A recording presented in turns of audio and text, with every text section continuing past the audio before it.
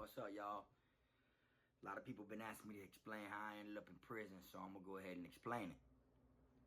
Let's see. Well, I've always been one of them types, you know what I'm saying, that would get in a fight. Like everywhere I went, no matter what it was, I wasn't gonna let no one try me.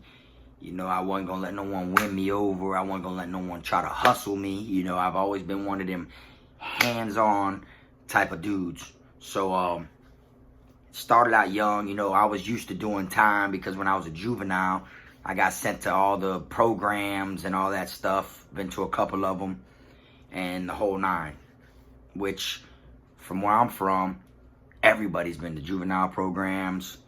Everybody was in the detention center prior to that.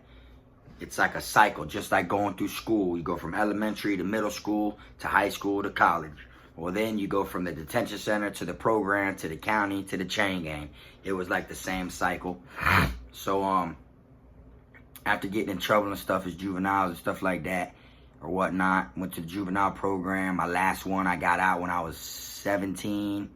And then I caught my first adult charge when I was 18, and it was aggravated battery with a deadly weapon. And the police used to always tell me, oh, we're going to get you when you're 18. We're going to get you when you're 18. And when I was 18, they damn sure did. I got charged with aggravated battery with a deadly weapon for stabbing someone 7 times. And they gave me, it was my first adult offense. They used my juvenile record against me. All that, like they say, oh, they can't use your juvenile record. Yeah, they can, because they used mine against me. And I didn't know that, it had to been 5 years since you caught your adult charge. Your last juvenile charge. You got to go 5 years without getting in any trouble, any charges or anything. So I was thinking, oh, since I went to the program and was gone a couple years, and then they caught me when I was 18 for this new charge, I figured they want to use it against me because it's been 5 years. But it really goes off of the 5 years after everything is finished. So when I got out of my juvenile program, I wasn't scot-free. See? So I had the little juvenile parole, aftercare, all that stuff like that. And they basically didn't want me living in Broward County, so I had to resign in Palm Beach. I had to go to Palm Beach, one county up, and stay over there. I was forced to get a job and everything and stuff like that. So then once I caught my adult charge, they gave me, I had to use my downward departure because I scored out to so many points. You know what I'm saying? I scored out to so much, and they just wanted prison for my first charge, which was aggravated battery with a deadly weapon, which it got dropped from attempted murder to aggravated battery with a deadly weapon. And then I scored out so high, and my lawyer kept telling me, how do you score out so high? This and that. Thought you'd never been arrested before. And I told him that's all my juvenile charges that they're using against me. And then when they finally was trying to sentence me, I had no choice but to open plea for a downward departure. And then I used my YO sentence because I was so young. And then that means they can only give you up to 6 years. And they could split it up however they want. They can give you 2 in, 4 out, 3 in, 3 out. And then they gave me the whole 6 out, which was kind of like, it was a blessing in one way, but then at the end, it really wasn't. The only blessing was I was out here to spend time with my dad before he passed away. If I would have got the whole 6 in, then I wouldn't have been out here for him. And then if I would have got 3 in, 3 out, knowing me, I wouldn't have been out here. Anyways, so long story short, they gave me the 6 out. I'm out doing the 6 years probation, and they said due to the restitution from the hospital bill that I owe, that was the whole reason they gave me the 6, because I owed so much in restitution for the hospital bill. And then while I'm out here doing the 6, I violated a couple times, every way possible but dirty urine, because I don't do drugs. It ain't never really been my type, you know what I'm saying? Worst I've ever done was like smoke weed or something like that, or pop off on Xanax in the chain gang, hang out, get wild, get drunk. But I violated for a new charge 15 days after I got that probation, and it was a burglary. And then I was sitting in there facing the VOP with a new burglary charge. I rode out in there for a couple months. They finally gave me a reinstatement. They snatched my YO from me, which means they took back my YO sentence, but then they reinstated my probation. And then They gave me 5 years probation also for the burglaries, but ran it concurrent. So I was doing 6 and 5, but it was ran at the same time. So I didn't have to do 11. I only had to do 6. It was knocking them both out at the same time. It was ran concurrent. So now I'm on the streets. The next couple times I catch a couple VOPs, simple shit though, like address, like not being there. Like my probation officer came by one time at like 2 o'clock in the morning on a Saturday, banged on the door, no one answered. You know what I'm saying? They violated me. Said I don't live there, which was bullshit because I wasn't on house arrest. I didn't have a curfew. You know, I wasn't scheduled to be there at that time and everything like that. So they violated me. That was one reason I went in. Another time, Davie police took me to jail for reckless driving. When it could have been a ticket, they could have gave me, but instead they wanted to arrest me for it. So then, what led to my last arrest was the day after my father died. Literally, like hours after. You know, one of my family members, they had set me up with a gun. And since I was on probation at that address, my PO signed off on the warrant. You know what I'm saying? They found a gun there, whatnot, and I got set up with it just to get out of the house so my family can inherit my dad's estate. First thing I did is got the prints ran on the gun to show like my prints ain't on that gun, that ain't my gun. You know, but then due to me being on probation there and my PO knew that was my address, he signed off on the warrant. So next thing you know, I'm getting arrested and I'm in the county jail on a VOP. The day after my old boy passed away, I was in the processing on the 2nd floor of the Broward County Jail being processed. And I remember looking up at the clock and it was the same exact time my father was due to be cremated. So I was being brought in while my old boy was being cremated. And then I rode out in the county for a little while. Probably like 6 months, like 6 months. I rode out in the county trying to see what the best thing I could get. And what they did is, I didn't get no gun charge at all. I beat the gun charge never stuck or nothing. But due to me violating with a technical, by law, they're supposed to give me the credited that I did on probation. So I did, out of 6, I did 5. I had 1 year left on probation. You know, if they would have gave me 5 years in prison, they would have had to credit me with the time I did on probation, which was 5. So I would have went to South Florida Reception Center, which is the reception center closest to me. I would have got my head shaved. I would have got my ID, my prison number, probably stayed there a couple weeks and, you know.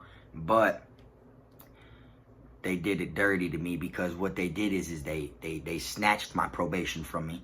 They snatched my sentencing and re-sentenced me on the stab charge. And they gave me 5 in, fresh. So when I went to prison, I had an old case number. My case number was from 5 years prior to me going in there.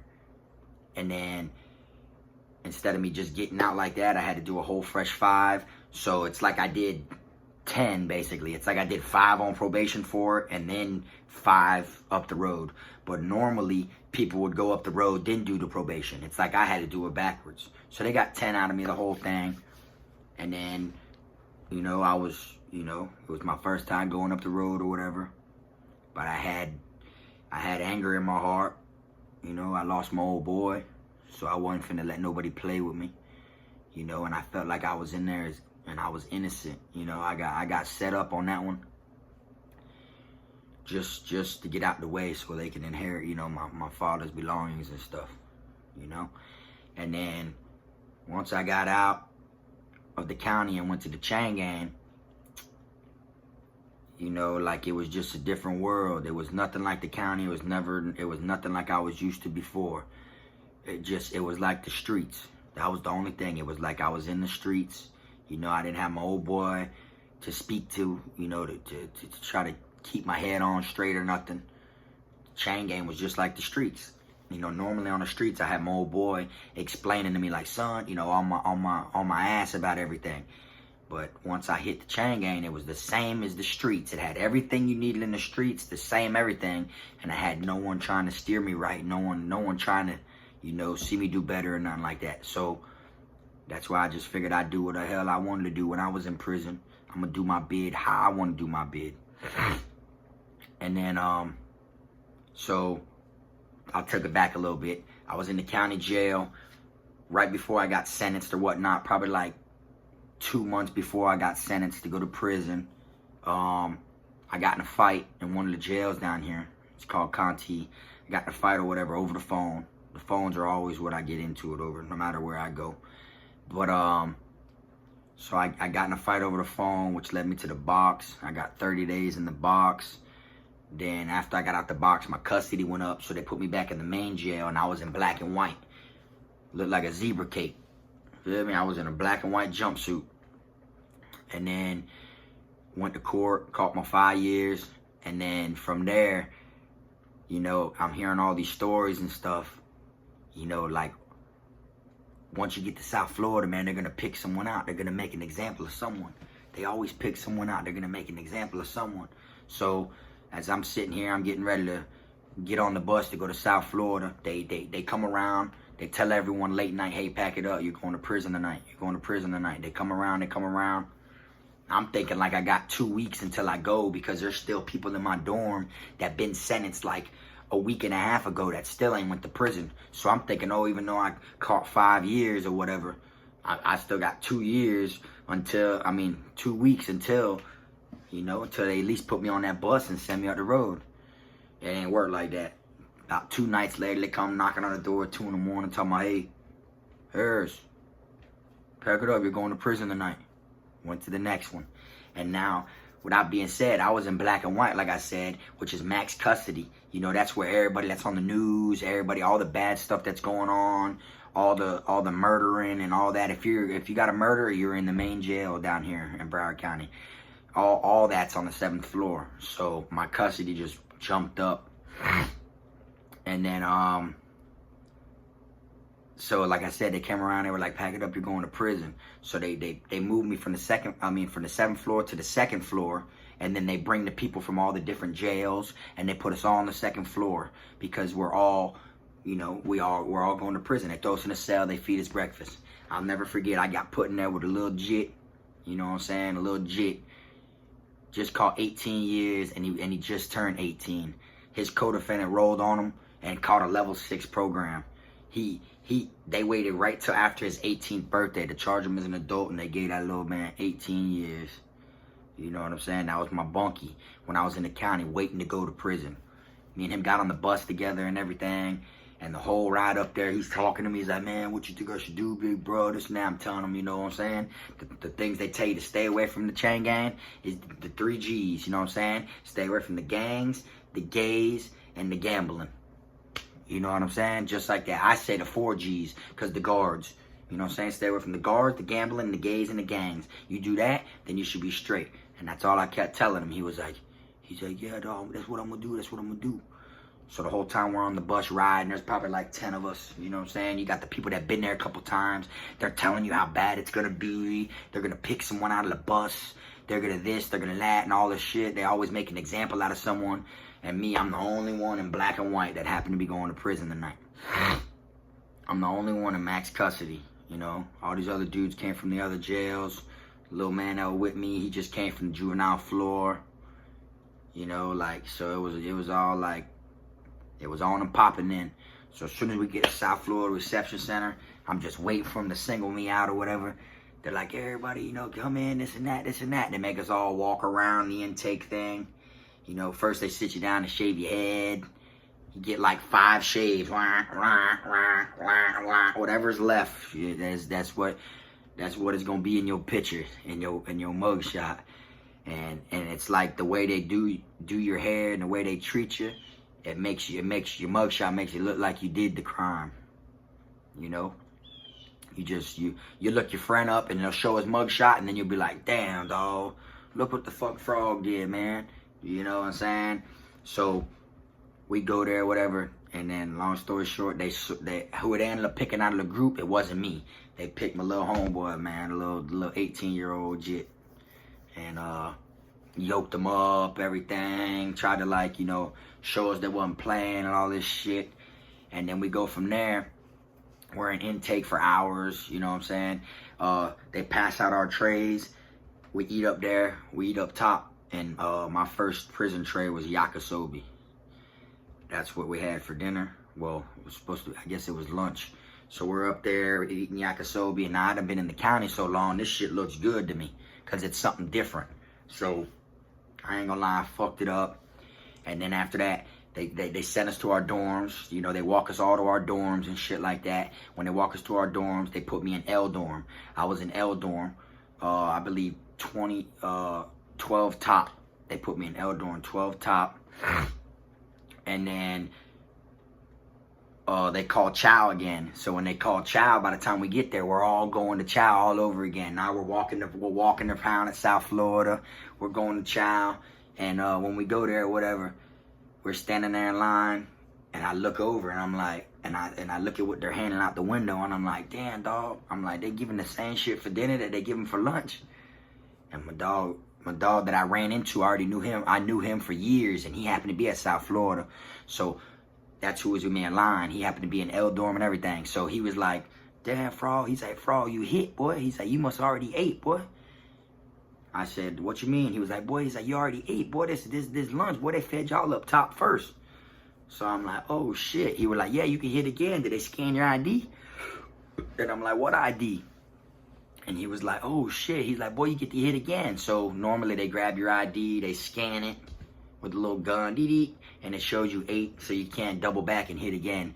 Well, all of us that just came in that day, we had to wait a couple days to get our ID.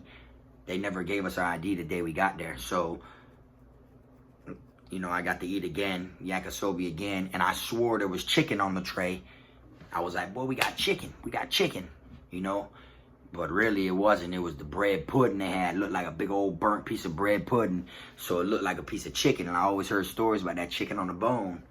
You know what I'm saying? So, shit, I've been gone for a while. That chicken on the bone sounded good. So, I'm there. I'm in South Florida. I'm supposed to be, supposedly supposed to be there like, you know, 2 to 3 weeks or whatnot. So I'm there hanging out. Like I said, I'm in L dorm. That's like the hardest part right there, is your phones ain't on, you're nothing, you're dead. You know, you got orientation. They give you like this paper, and this is the shit that you're supposed to do in the places you're supposed to be within the next couple days. If you ain't there, it's a DR. They don't teach you nothing. They don't tell you nothing. You know, it is true, like you hear, they bring you inside the building and they make you watch the video about them putting the Snickers on your bed and all that. They show you the video, tell you not to take things that other people offer you.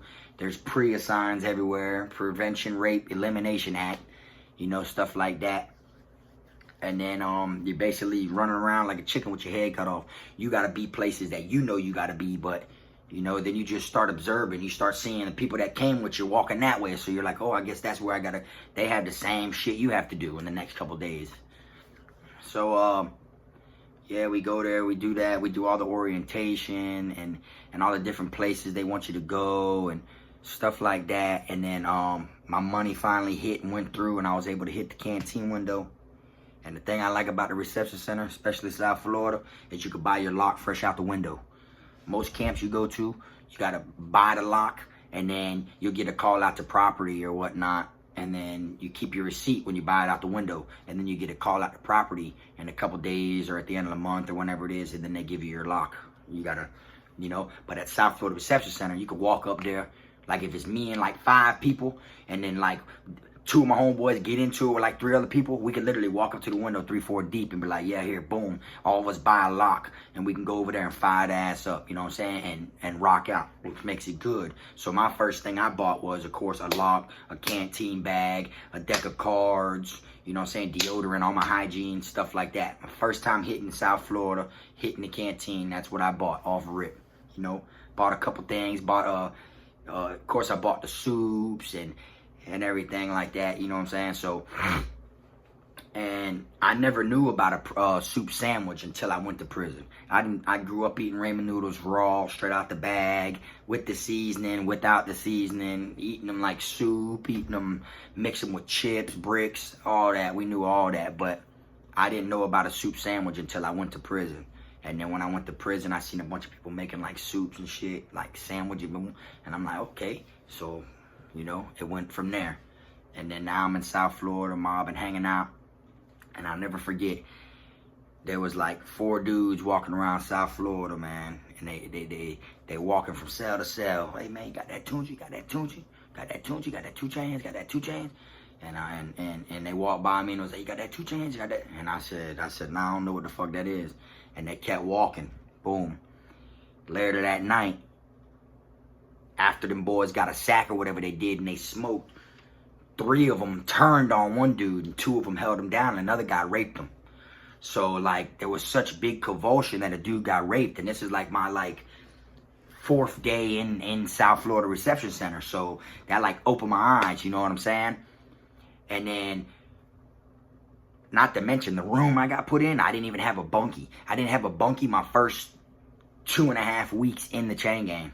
And it happened to be right when it was cold as hell, so they were supposed to give us jackets and everything. So you see everybody walking the chow, mobbing the chow, and then you see the little group of people who I came with, all of us like shivering as we walked the chow. And then one morning around breakfast time, the officer, female officer, like pointed at all of us that was sitting at different tables that didn't have jackets and made us go to laundry and get jackets. They didn't have jackets when we first got there. You know what I'm saying? So they all turned on the one dude, they raped the dude or whatever, like my 4th or 5th day there. You know, I ain't had a bunkie, you know, so off rip, I'm like, man, shit, I gotta get me a knife. You know what I'm saying? Nigga run in here or something, boy, I'm gonna give it to him. So, next thing you know, I'm walking around, I'm like, boy, I'm like carrying myself different, boy, my eyes are open, I'm not asleep. I ain't sleep to this shit, I ain't dumb, you feel me? I'm observant. So after I heard all that shit done happen and everything like that, I'm mobbing. I'm like, man, I need to find me a knife, man. This and that. Fuck around. You know, I don't know who to ask. I don't trust nobody. So I stay to myself or whatever. I'm in my cell just chilling, kicking it one day during hood count. And I sit there and I'm putting my foot on top of the heater, because you have heaters in your room that are supposed to kick on when it's too cold, and I'm looking out my window or whatever, and when I stuck my foot on the heater and was looking, something fell. And I guess you know what it was. Well, God answered my prayers. It wasn't a knife, it was a poker though. It was a poker. I'm like, oh shit, already sharpened, already everything. So I'm like, boom, got me one, you know? But South Florida Reception Center was nothing like that at all. It wasn't ratchet. It wasn't hood. It was just like everybody's doing what the hell they want to do, walking around and shit like that. Mandatory rec. Every time the doors pop and it's rec, you gotta go out there to the rec yard. So now you're stuck on the rec yard, you know what I'm saying? And you're just stuck there doing laps, walking circles and shit for hours. As soon as you come in, you're white. They prescribe you sunscreen. They prescribed me sunscreen as soon as I got there. You know, like they know you're going to get sunburn out there on that yard as much as they throw you out there. You know, it's mandatory. So I'm there, whatnot. And then whatever dorm it is that's supposed to go to canteen that day, it goes in order, like the alphabet, like A, B, C, D, whatever like that. But it's broke down to like the days of a week. Like Mondays will be like A, B dorm. And then Tuesdays will be C, D dorm or whatever like that. And then all the other dorms get thrown in the rec yard and they form a line right down the middle of the rec yard.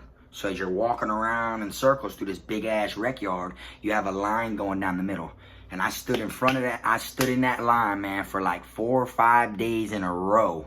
Because it wasn't my day, my dorm to go to canteen. And what they do is, after the dorm goes that's supposed to go on that day, they open the fence. And that line that's formed there, they say, next 10. Then they close the gate. Next 10. I stood in that line for 3-4 days getting sunburned and made it up to like the last, like 3rd person before the like I'm in the next group if they open the gate again. Canteen's closed, y'all bring it in. Like got sunburned on the house, could not hit canteen, could not get the canteen, you know, whatnot. They had officers that was wanting to bring inmates that, you know, they offered, oh, I'll bring you over there on the permanent side, you know what I'm saying? You just buy me a big ass chicken sandwich and this and that. Wanted me to spend like $10 on them just to hit the canteen window. You feel me? But I didn't want to look sweet or nothing like that, so I didn't fall for it till I learned the ropes and shit. Once I was up the road, Charlotte and Calhoun, female officers be like, oh, I'll bring you shit, it ain't nothing. You know, buy them a chicken sandwich, you know what I'm saying? That's some boss shit. More than fucking, you know, but at first I didn't know that, so I just said, fuck that. I ain't deal with their offer, you know what I'm saying? So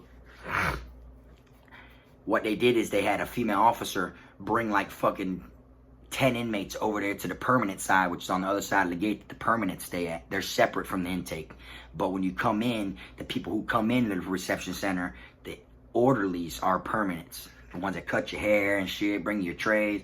So the ones that work in the kitchen there, they're all permanents, you know what I'm saying?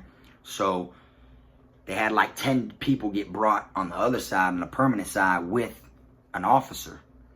The officer brought them there and charged each person like $2, $2, $2, $2, and gave all that to like a group of like 3 faggots. You know what I'm saying? Then them faggots walking around and shit or whatnot. So I'm like, man, I ain't finna do no deal with these faggots. You know what I'm saying? These faggots are picking who they want to go over there and all. I'm like, man, I don't want them there. We call them boogers. You know what I'm saying? At Charlotte, them boogers. You feel me? I don't want no boogers around me. You feel me? So, long story short, I ended up staying there. I was supposed to go to South Bay, which is a permanent camp. I mean, a private camp, which is like one of the sweetest camps ever in Florida. The reason I say I was supposed to go there is because it was package time around the time that I was going to prison. And I mean, when I first came to prison, you're allowed to order these exclusive packages. They come out like once every 3 or 4 months or something like that. Like the spring package, the summer package, the winter package. And you get to order exclusive stuff. You can order 100 from this place and 100 from this place. There's 2 different places. So you get 200 worth. You get to order your shoes, exclusive food and shit. So when it came time to order my package, I didn't know nothing about it. But I was fresh in South Florida Reception Center. My phone finally got on, which is the biggest mission of them all, because your family's got to send you a phone bill. It's got to be a prior phone bill, and you got to send that in, and they got to write, and then they got to get approved by classification to add to your phone list. And now what makes it complicated about the whole phone situation is you can only add numbers or take numbers off or update your phone list once every 6 months. So it's like, you don't want to turn it in if you ain't got everybody's phone bills. And you can add up to 10 people. So if you got these 3 phone bills, but you know 3 other people are sending them, you're going to want to hold on to it. But you have a deadline, because it depends on the last digit of your DC number. The last digit, like mine was L86368. Mine was an 8. So I was team 8. It tells you the months that yours fall on every 6 months. You know what I'm saying? Like, it could be January, then it'll be July. So, like, you got to turn it in on that time, or they'll deny you regardless. See what I'm saying? So, it's like, I finally got my phone bill approved. I just put the basic people on there because I was fresh in prison. And in my mind, I was like, shit, you know, is your cell phones or something? You feel me? So, I send it in. I finally get on the phone. I'm talking to my peoples. I'm hearing about these packages and shit that are coming out. So I tell my peoples over the phone, I'm like, hey man, see what you got to do online to order me a package. So when they go to order it online or whatever, my peoples are telling me that it said can't order package until inmate is at his permanent camp. And then it showed an address. So my peoples looked the address up, and the address was South Bay. So they called up there, whatever, to the classification while I'm at South Florida Reception Center, asking them what that means, oh, this address about the package and all this. And the same classification officer person that I met with was like, oh, most likely he's going to South Bay then. You weren't supposed to see that. Normally, you know, it doesn't let family members see that. It doesn't show an address where he's going until he's going there. And then they said I qualified for a couple things like masonry and stuff like that, to where I could probably be put on the permanent side, and I could stay at South Florida, which everyone wants to stay at their reception center just due to the fact that you're closer to home.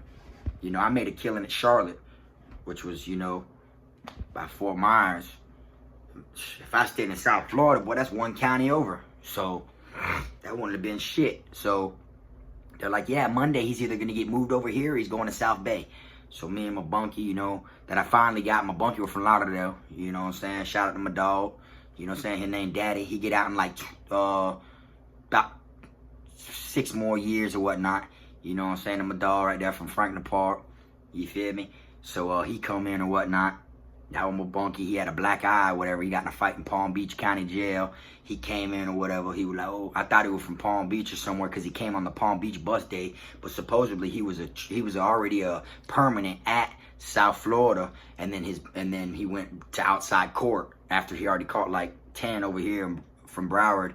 He was in the permanent side, and then he got sent to Palm Beach to handle those charges, and then he copped out on those, came back, and then now he was going to another camp. He wasn't being no permanent or nothing like that. So that was my bunkie. He kept saying, "Boy, you sweet, boy, you going to South Bay, bitch. You going to, bitch, you hit, frog, you hit." So boom, I leave Monday morning. I'm saying peace to all my dogs and shit that was in there. A lot of people from Lauderdale. And Monday morning come. Next thing you know, I'm on that bus, and they never tell you where you going. They just make different sections. You know what I'm saying? Like this 20 right here, get on this bus. This 20 right here, get on this bus. Get on this bus. And then they'll put 20 more. This 20 on this bus, this 20 on this bus. And then y'all go, the buses take off. So next thing you know, I went to Orlando's reception center. So boom, they say everybody get off the bus. We get off the bus. I'm like, all right, I guess I had to come here in order to get to South Bay. Boom, they take off one pair of handcuffs and shackles, throw another pair of handcuffs and shackles on me. And they throw me a bag with a peanut butter sandwich and a cheese sandwich in it. And then a piece of coffee cake was wrapped up in saran wrap, like it was all stuck together. So when I took my bomb apart, the coffee cake was all against my bread, all against my cheese bread. You know what I'm saying? My cheese sandwich.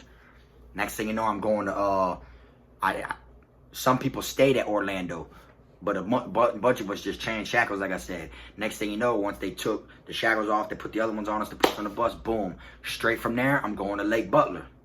You know what I'm saying? Which a lot of people know about Lake Butler. You know, you always hear the stories about the police, you know, they real racist up there or whatever. They used to knock people's teeth out back in the day. They had a mason jar, and they come around, and they used to come by shaking it and stuff, and they had gold teeth all in it. You know, you hear the rumors and stuff about that or whatever. They used to like to knock people's gold teeth out. So I went to Lake Butler. Then once I get to Lake Butler, you know what I'm saying, there's someone next to me like, damn, dog, damn. Like, he's real hot. You know what I'm saying? And I'm just listening to him bitch and complain that, boy, we're Lake Butler. You know, I don't know what to think about it. So then I'm like, shit, it is what it is. You know what I'm saying? So, boom, we get housed in Lake Butler. You got the racist officers like telling you, you know, they look like they got cowboy hats on. They all look like they walk as Texas Rangers. And then they got the little straw in their mouth and shit. Real rednecky, you know. And then they break you down from there into different groups. You know what I'm saying? And they put you in your dorms. So I went to an open bay dorm. I believe it was G dorm. And as soon as I got in there, later that night I got into it with someone. As soon as I got in there, a bunch of people started being all friendly and shit like that with everybody. And some dude comes up to me and he's like, "What's up, bro?" He's like, "What's up, bro? You got cigarettes?" You know, I'm fresh into this chain gang shit, so I ain't got nothing really. Just a couple little items, a canteen and shit that I bought. So I'm like, nah, bro. He's like, "You ain't bring nothing with you?" So I'm like, nah, bro. And this is probably someone that's been in prison, so he knows people travel with cigarettes and shit. I don't know none of this yet. So I'm like, nah, bro. So the next thing you know, he walk off, he come back, and he like, "Well, look, check this out, bro. You see my brother right there? Boom, my brother, da-da-da. You know, he run the dorm, this his dorm, you feel me? And anybody come from down south, they gotta break it off. You feel me?" So I started laughing and was like, you feel me? And he was like, he's like, "Oh, what you think is funny?" And I said, look, you gonna have to send whoever you gonna have to send or whatever, boy. I ain't breaking shit off, dog. Nigga, I don't rock like that. And he's like, "All right, then." And he walks off, and I keep walking. You know, later that night, I'm sitting there. I'm in the far right corner. I'm not the bunk against the last black wall. I'm the bunk before, but I'm sitting there talking to my bunkie who stay on the bottom right there. You know what I'm saying? We're sitting there talking, you know, whatever. Boom, we're sitting there talking, vibing, whatever. Next thing you know, some dude come up right here, and he tell the nigga I'm talking to, "Hey, man, get out of there, man, get out of there." So then I look, and I'm like, what the fuck? And when I look back like this, up under the bunk, I could see walking towards me like 5 dudes. One of them with his shirt off, you know, everything like that. So boom, I jump up. So when I jump up, the nigga who came up to me and was like, "Oh, boy, you got to break it off," all that. He told my man, "Move the bunk, Cracker, move the bunk, move the bunk." I told him, bitch, I told him, "Nigga, you move the bunk. Nigga, I don't know what that means. Nigga, I don't know what that means." I'm telling him I don't know what that means. That meant slide the bunk over so we can grid. So So when the nigga, he's like, man, move the ball, move the ball. I said, nigga, you move the ball, nigga, you move the ball. I don't know what the fuck that means, you feel me? So the whole time he like, oh. So another nigga's like, look, bro, you sure you ain't gonna pay, bro? You sure I said, man, I ain't paying the fuck that, bro. He like, bro, it ain't worth getting stabbed over $5. I said, it be like that sometimes, bitch, it ain't nothing, bro. And like I said, man, I had my old boy in my thoughts, bro, and in my heart, bro. So in my mind, I'm like, man, my old boy ain't finna see me be no bitch, bro. Ain't none of that, boy. You know what I'm saying? So, long story short, the nigga was booted up so bad that he wanted to pay rent, this and that he wanted me to pay rent, and everyone from down south pay rent, and everyone that came with me on that bus, not one motherfucker from down south stood up, dog. Could not believe it, dog. Only one person did, dog, and it blew my fucking mind. It was a punk. Blew my mind, dog. He was like, oh, y'all got Lauderdale fucked up. Y'all got Lauderdale fucked up. Sunland and Eyes. Y'all got Lauderdale fucked up. This and that, this and that, this and that. And grabs his lock. Causes a scene and everything before the fight even breaks out. So next thing you know, like, everyone starts shifting and everything. And then the dude's like, oh, don't worry, bro. Don't worry, bro. Don't worry. And he walks off. Well, shit. I mean, the next morning, they knock on my bunk. Pack it up. You're transferring. Swoop. I only had to stay there a couple, you know what I'm saying? I only had to stay there for that night. So I'm like, all right, boom. So that morning I leave, all the dudes who I had gotten into it, they work in the chow hall. And I didn't know none of this until we all went to go eat breakfast. And they in there working inside the chow hall. So it's like, man, I mean, I don't know. I don't know how it would have went the first thing. I just know I wasn't backing down. They were going to have to wet me. They were going to have to do something. Because it ain't in me to break that shit off. You get what I'm saying? So, long story short, from there, I get shit from Butler. I see the dudes in the kitchen when I'm getting, or whatever. I see the dudes working in the kitchen and shit. We get on the bus, whatever. We clear from there. And then now my next stop was Washington. So now I'm at Washington, which is another reception center, but it was Washington Annex. You know what I'm saying? It was like there's 4 regions. You know, I went through all the reception centers. South Florida Reception Center, Orlando's, Butler, and Washington. So now I'm at Washington Annex, and I'm there for about fucking 12 days. Like, literally, it felt like 12 days. I think it was like 9, though. I was there for like 9 days. And then, I never, ever seen so many, like, white boys in prison. You know what I'm saying? That was like a up top northern reception center. And it was like, and then all of them I seen, you know what I'm saying? They'd be like, what's up, bruh? And I guess their teeth all rattling shit. A lot of them and shit. They smoke meth, you know, stuff like that, whatever. Like, we don't have that shit down here like that. You know what I'm saying? Down south, we don't have meth and people using meth and stuff like that. So, like, a lot of the white boys that I met, they were, like, being cool and shit. They'd always be like, yeah, man, I'm in here for selling meth and this and that, you know, whatever. But it was, like, definitely a difference due to the atmosphere of down south than it was up top. There was a lot of white people in Washington Annex. You know what I'm saying? So, but I heard Washington gets down, though. I done heard on the other side of the gate, you know, Washington gets down. Shit happens and shit like that. So I'm not knocking them, you know what I'm saying? Shout out to the, you know what I'm saying? The white boys up there that rocking and shit like that. But I stayed there a couple days. And then once I go from there, I finally hit Calhoun. You know what I'm saying? Calhoun was my first camp I was going to. And then, you know, once I found out, it was basically like 17 days later, I finally hit my first camp since I left South Florida Reception Center. You know? So then, like, my bunkie that I left there was at his camp right now, probably. You know what I'm saying? I got sent to the tip top all the way through all the reception when I was supposed to be going to South Bear, be a permanent. You know? So, I landed at Calhoun, you know, and then that's where my bid really started, man, once I hit the permanent camp, which I'm going to go ahead, I'm going to say that for another video, though, you know, explaining how it was at Calhoun and all that, and we're just going to go from there, my first day at Calhoun, and, but that's how my prison bid started, man. That's how I got sent to prison. You know, that was all the reception centers I went through to get to when my bid started and everything and whatnot. And it was a hell of an experience, you know. And I got to thank my old boy who's no longer here with me, because if it wasn't for him, I wouldn't be the man I am today. You know what I'm saying? And he knows that, you know. And he's the one that taught me to be a soldier, bro, and hold my own. And no matter what race you are, no matter what gang, no matter anything, you try me, bro, I'm sparking off on you, bro. That's just how I've been brought up. That's how I'm gonna go down, dog. You know what I'm saying? And I'm not the hardest white boy in the world. I'll never say that. You know, there's plenty of people that can whoop me. I'm not the hardest. You get what I'm saying? But when I'm one of them ones that if you whoop me, you gonna have to whoop me. And you're gonna have to whoop me and whoop me and whoop me, and it's just gonna continue to go on like that. You get what I'm saying? I'm one of them ones that you're just gonna have to give it to. And I've never had no one give it to me like that. So I've never been knocked out, you know what I'm saying, and shit like that. But like I said, I'm not the hardest white boy in the world. I just know I'm not the one to play with. So I hope y'all enjoyed this video or whatever. I gave y'all a little rundown on the beginning of what led up to my bid or whatnot. You feel me? And then, you know, next we'll get on to the topic of when I landed at Calhoun, which was in the Panhandle. You know, where even the black officers chew dip. You know what I'm saying? And call you a cracker. You feel me? But alright, y'all. Y'all go ahead, hit that subscribe button, hit that like button.